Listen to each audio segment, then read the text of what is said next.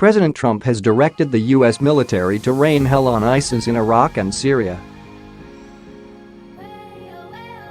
According to officials from Combined Joint Task Force Operation Inherent Resolve, during the two-week period between March 16 and March 29, U.S. and coalition forces launched 25 separate strikes against ISIS. Syria. The fighting in Syria remains centered around Abu Kamal, a small town near the Syrian-Iraqi border.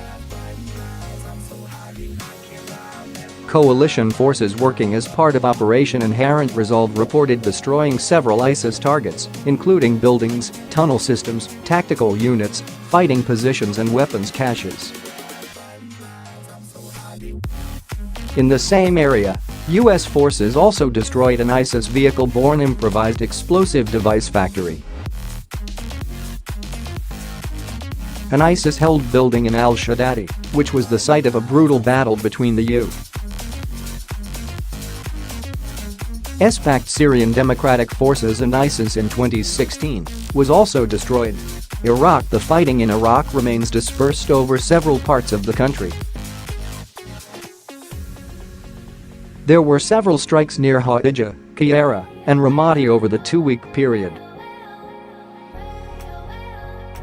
U.S. and coalition forces reportedly destroyed ISIS boats, tactical units, vehicles, storage facilities and an ISIS-held cave complex. The U.S. Air Force may soon play less of a role in the fight in Iraq.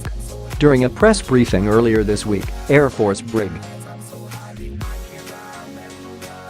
Gen. Andrew A. Croft gave details of the new training program being introduced to Iraqi Air Force pilots. The program, known as CAATTS, Coalition Aviation Advisory and Training Team, is focused on teaching leadership skills to qualified Iraqi pilots so that they may begin to lead their own missions in support of Iraqi Security Forces. Coalition air power in support of Iraqi Security Forces has been extremely successful in the destruction of ISIS in Iraq, Croft said. The program may one day see the Iraqi Air Forces shouldering the majority of the burden in Iraq, but for now, Croft gave no specific timetable on when that might be.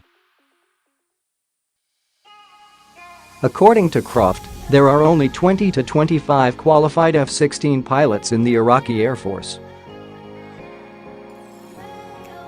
While officials from Combined Joint Task Force Operation Inherent Resolve will not release the names and details of the actual units involved in the strike, they did confirm that both U.S. and coalition aircraft, including fighter, bomber and rotor-wing, were all used.